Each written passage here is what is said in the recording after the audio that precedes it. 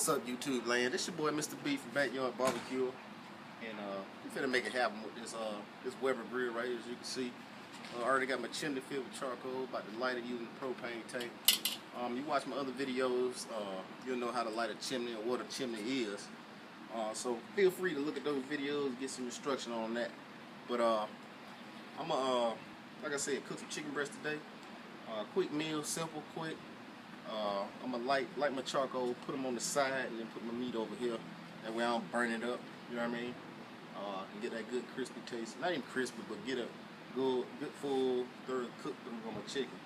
Keep in mind today, like I said, these are chicken breasts, but these are the boneless, skinless chicken breasts. Right? So that's boneless, skinless chicken breasts. So in the healthy world like that, you can definitely do this. So if you know somebody that needs to eat clean, eat healthy, trying to lose a little weight, feel free to do this, right? So I'll be back in a short few minutes. Once this gets good and hot, and I'll show you how to position it so that you don't burn your meat when you actually put it on there or whatnot. Be back in a minute. All right, we back, y'all. And now you see the flames. Get a picture of the flames. You see the flames coming out and whatnot. That means it's good and hot. I don't know. Come and get a shot of this so you can see the charcoal in there. You see how they orange or whatnot. Now it's time to pour your coal in here and position them how you want them. Some people just pour them in there. I mean, you got to stand over it the entire time so that you don't burn it, especially like you're putting burgers on there. It's good for steaks. You know, if you searing your steaks, you want them on there 2.5 minutes on each side, depending on if you want it rare, medium rare, however you want it.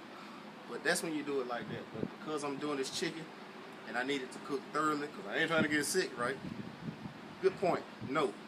165 degrees is where you want your chicken, especially chicken breast with no skin on it and no bone, obviously. So you want it at least 160 degrees.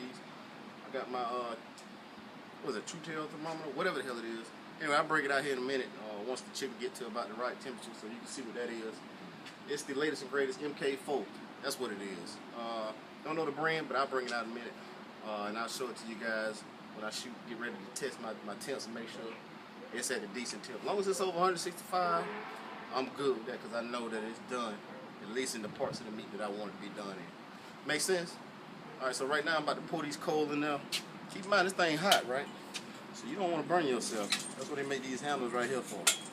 So I don't usually use this, but I'm going to pour it and position it sideways on the side of it. And I'll sit that down, and I'll position them off to the side. Make sense?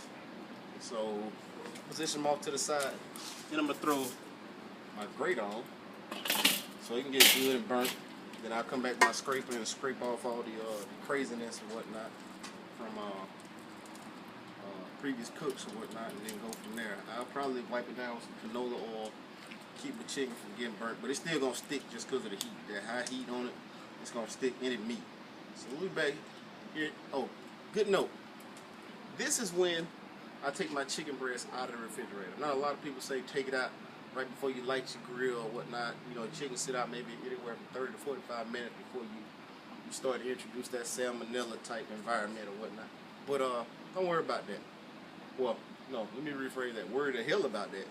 But for this particular moment right here, because I don't want my meat to get to exact room temperature, because I ain't messing around with the chicken for one. Plus, I want to keep walking around here and shooting these videos to give y'all some good info.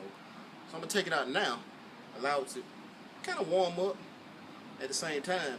Because this right here, if you can't take this chicken out and put it right on right now, you're going to burn the hell out of it. So this is going to take me about 10 to 15 minutes to simmer down.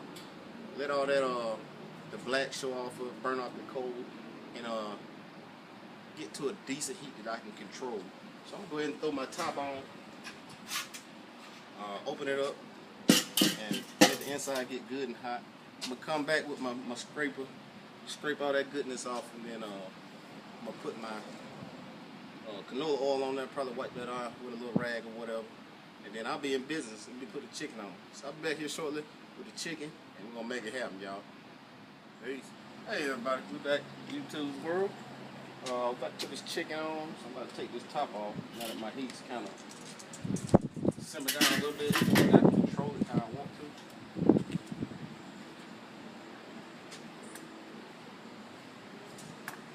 Right. Like I said, when you place them on here, keep in mind I'm just cooking these until I get them done, then I'm gonna chop them up. I know they big and all, but I'm gonna cook them like this, and I'm gonna chop them up into smaller pieces, just for eating, because these for me throughout the week. So make it do what it do here shortly. Canola oil's been added, just to keep it from sticking so bad, and then we'll go from there. Oh yeah, I ain't forgot about y'all. I'm gonna bring y'all the temp gauge that I test my meat out with for the temps. Actually, let me flip these over. That way, skin's on the bottom. Right. Yeah, there we go. Yeah, see, it's already starting to do what I want to do. 5 pieces of chicken. Like I said, I'll be back here shortly. I'll be there somewhere, and the next video edit I'll come to tip game so I can show you how it works. Sideways, up and down, and all that neat stuff. Be back in a minute, Mr. B. Alright, we're back, y'all. Grill's hovering around 400 degrees. It's pretty good. Still hot, but that's still pretty good. And whatnot. See my chicken, first time looking at it since we talked. I'm just flipping them over, man. Keep the heat rolling.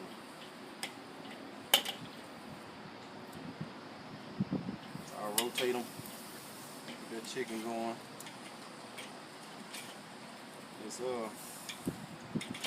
See what I told you about that sticking process?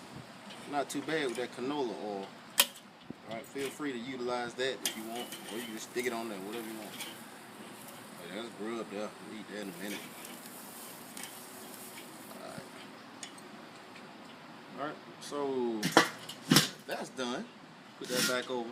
Notice how my charcoal is over here, so notice that I turn my vents this way.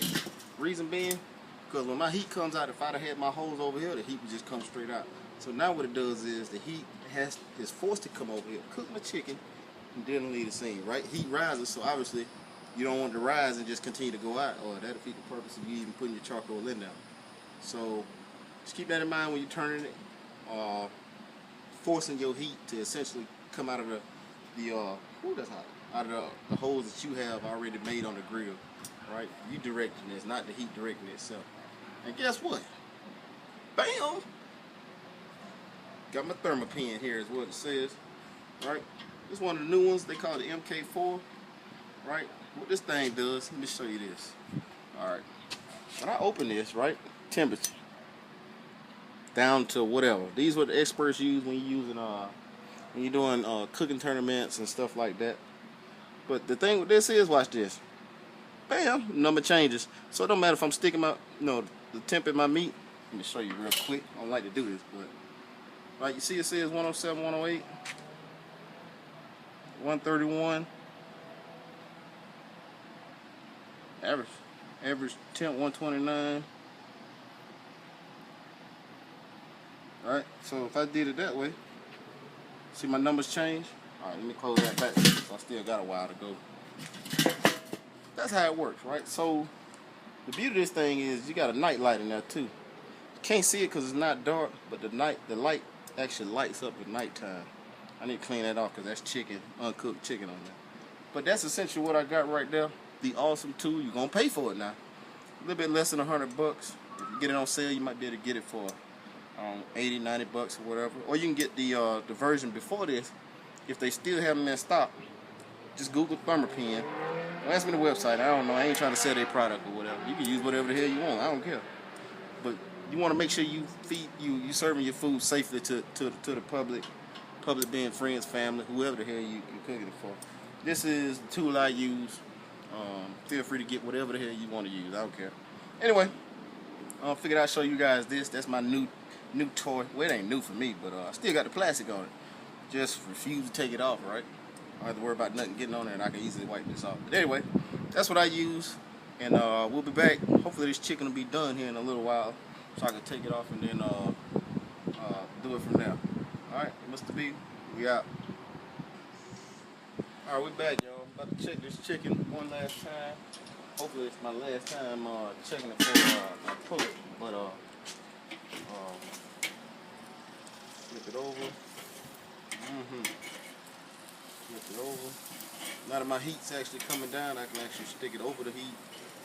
Now that it's bringing down the temp, a manageable temp, I would say. Remember when I told you about that canola oil? See, you barely see any skin on there. Right? Check these temps. Alright. 163, 64. I'm gonna leave it a little bit longer. Just a little bit longer, just so it looked like it's done to me. So I got that warm and fuzzy that everything's on point. You got one or two, the ones in the back that are right there. Almost. Yeah, so you gotta check all your spots. 159, 161. So this one a little bit on the lighter side. Actually, what I do is keep it right here because I don't want to burn it.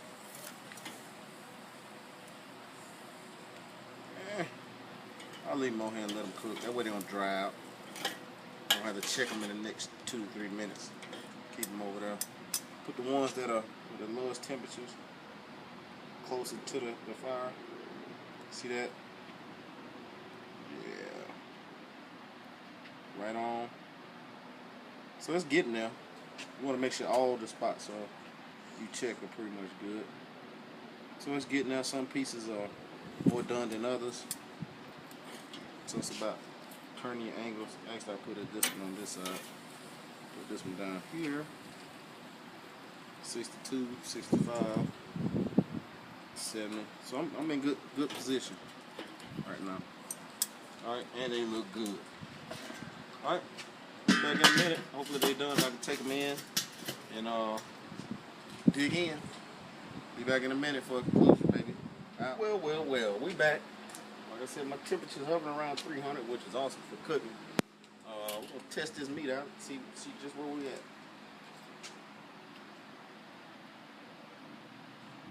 158. I'm gonna put it right over the fire. So some meats,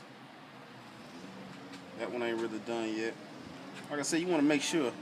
I know you want it nice and juicy, but I don't care about that. I mean, to a certain extent, I do, especially the big pieces. Yeah. But I like my outside a little charred, so I'm gonna put it right over the heat. Alright, yep. They pretty much done for the most part, minus one piece. I'm gonna put them right over the heat, face down. Actually, I want that bottom to get a little charred. Let's see what this looks like. Yeah, let's do it like this. About 5 minutes.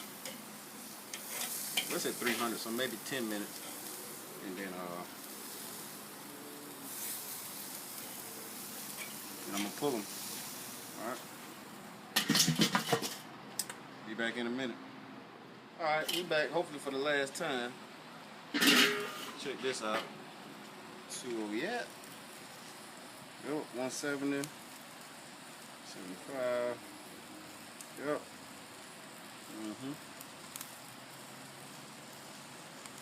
Yep. We're good now. Yep, we're good. Scaling for a minute now, 160. Ooh, yeah. Let me get this off of here. Alright. Yeah, nice and grilly. Just the way I like them.